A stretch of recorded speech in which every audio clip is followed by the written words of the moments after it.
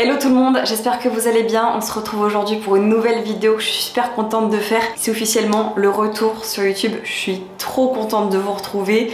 Nouvelle année, nouveau projet. Je voulais déjà vous souhaiter une très belle année 2025. Plein de réussite dans vos projets, dans la santé, avec vos proches, etc. Prenez soin de vous. Je voulais aussi revenir un petit peu sur l'année 2024 parce que YouTube n'a pas été ma priorité, c'est vrai. Mais là, il y a pas mal de projets assez cool qui arrivent. L'objectif, c'est de vous faire au minimum une vidéo chaque mois qui peut varier. Ça peut être, comme aujourd'hui, ça va être une vidéo, on va discuter un petit peu.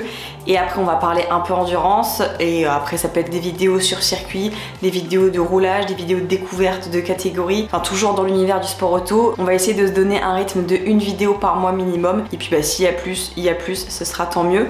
Je voulais aussi vous parler d'un nouveau projet qui me tient vraiment à cœur. Vous le savez ou pas, j'avais un podcast il y a 2 ans maintenant qui s'appelait Paddock Pass, où j'interviewais des gens qui faisaient le sport auto. J'aurais dû reprendre la saison dernière, ça s'est pas fait pour plein de raisons, et je voulais reprendre bien cette année. J'avais l'impression qu'on se refilait un peu la patate chaude avec les créateurs de contenu français dans le sport auto. J'avais vraiment l'impression qu'on allait vite tourner au niveau des invités. Moi, il y a déjà des invités que je partage avec d'autres créateurs. Alors sur le principe, c'est pas du tout un problème, au contraire, il y en a pour tout le monde, mais du coup, je vois plus trop l'intérêt de ce genre de projet, même s'il y a énormément de monde que j'aimerais interviewer. Je pense que je le ferai sous d'autres formes, directement faire des vidéos avec eux ou des choses comme ça, mais plus sur ce format de podcast là. Mais comme j'adore le podcast, vous savez, je viens de la radio moi de base, donc c'est vraiment un exercice que j'adore. Je vais vous partager dans les prochains jours, à l'heure où je vous parle, un nouveau podcast qui s'appelle Speedcast et qui va être un podcast un peu narratif sur des grandes légendes du sport auto, des grandes rivalités, des grands événements qui ont eu lieu, que ce soit pareil en F1, en endurance, en rallye, en plein de choses. Il y a beaucoup à faire, beaucoup de choses à raconter. On sera sur un petit rythme d'un podcast toutes les 2 semaines, donc il va y avoir pas mal de contenu qui arrive. Si vous avez des idées d'ailleurs, n'hésitez pas à me le dire dans les commentaires, je pourrais étoffer ma liste d'épisodes comme ça. J'espère que le projet va vous plaire. Ce sera du coup ça, un podcast qui sera disponible sur les plateformes de podcast, donc Deezer, Apple Music, Spotify, enfin toutes les applications de podcast, et j'espère que ça va vous plaire. Ça va sortir dans les prochains jours. J'ai trop hâte de vous partager le premier épisode qui m'a vraiment beaucoup plu à faire. Et puis évidemment, qui dit nouvelle année dit nouvelle saison de sport auto, et en cette année 2025 il y a pas mal de changements dans la catégorie reine de l'endurance qui est le GTP et l'hypercar, qui correspondent à la réglementation LMH LMDH qui roule en championnat du monde d'endurance et en IMSA. On a des nouveaux qui arrivent dans les prochaines années, des marques qui quittent le giron de l'endurance, d'autres qui restent mais qui changent de monture. Il se passe pas mal de choses, et dans cette vidéo je vais vous expliquer un petit peu tout ce qui va se passer cette année en endurance, et cette année qui commence dans quelques jours, puisque à l'heure où je vous parle, on est sur les dernières sessions du Roar Before les 24 heures de Daytona qui auront lieu dans une semaine. Donc il est temps de se mettre à jour, il est temps de voir qui arrive, qui part, qui change de monture. Donc je vous laisse avec cette vidéo, j'espère qu'elle va vous plaire. En tout cas, moi je suis trop contente de revenir sur YouTube et de partager ça avec vous. Et dernière petite info, le décor est très vide parce que je déménage dans les prochains jours. Ne vous inquiétez pas, on va retrouver un très beau décor à l'autre bout de la France, puisque je pars de Toulouse pour aller à Lille. Ne vous inquiétez pas si ça fait très vite derrière. Il y aura bientôt un nouveau décor.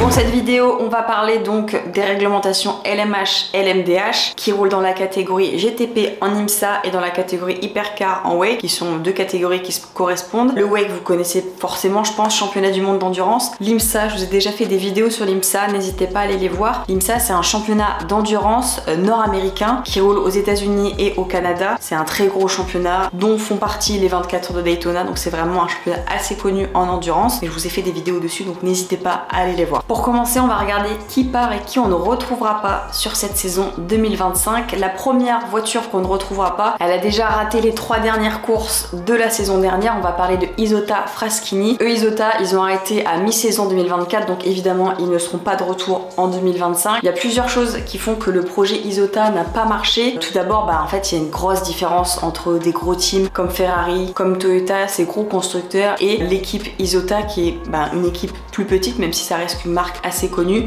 avec moins de budget. La voiture est donc moins développée.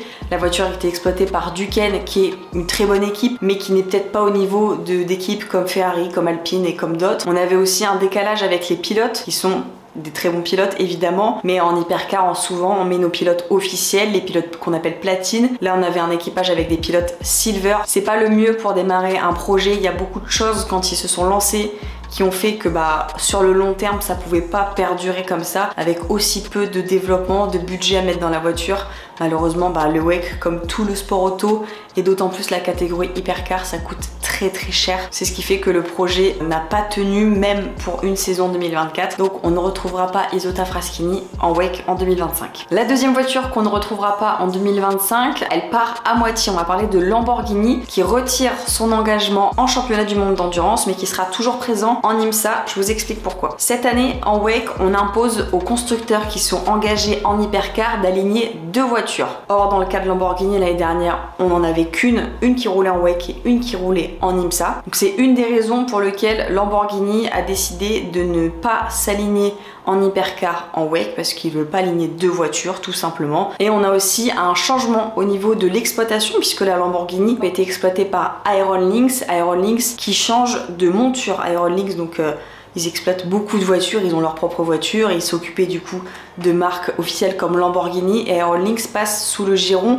AMG en LMGT3. Donc du coup il y a un petit conflit d'intérêts qui fait que dans tous les cas ça aurait pas été viable pour Lamborghini de continuer en WEC. En revanche la voiture va toujours rouler en IMSA cette année, elle est présente à Daytona avec l'équipage qu'on connaît, Mirko Bortolotti, Romain Grosjean, Daniil Kvyat et Edoardo Mortara. Pour les départs c'est tout, maintenant on va parler de ceux qui arrivent cette année et dans les prochaines années. Perso ça a été ma plus grosse attente de tout l'hiver, je n'ai qu'une hâte, c'est de l'entendre rouler. Aston Martin arrive en endurance cette année avec son projet Valkyrie. Quoi de mieux que cette Valkyrie pour rouler en hypercar, et en plus double programme avec WEC et IMSA cette année. Donc ça c'est vraiment très cool, j'ai hâte que ça commence, j'ai hâte de la voir, j'ai hâte de l'entendre aux 24 heures du Mans et sur les autres meetings du WEC parce qu'elle a un son qui est juste fou.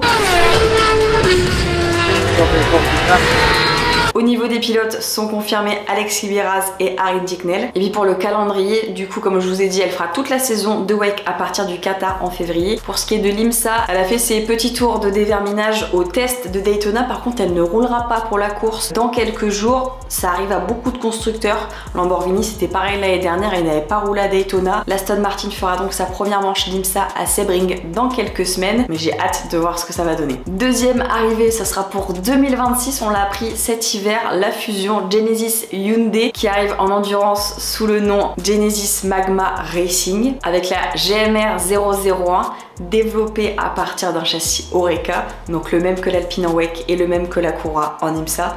C'est le plus beau châssis et en plus c'est Oreca, c'est français, on adore. Très beau projet de Genesis avec 2 pilotes déjà connus, André Lotterer et Pipo Derani, 2 pilotes qui sortent de très gros programmes usines, Porsche pour André Lotterer et Cadillac pour Pipo Derani. Ça va je pense envoyer du très lourd. Elle sera en WEC et en 2027 elle arrivera en IMSA. Et le troisième gros projet, alors lui il n'est pas encore confirmé mais c'est vraiment les grosses rumeurs du paddock. Il y avait même des rumeurs comme quoi ça aurait été annoncé aux 24 heures du Mans l'année dernière.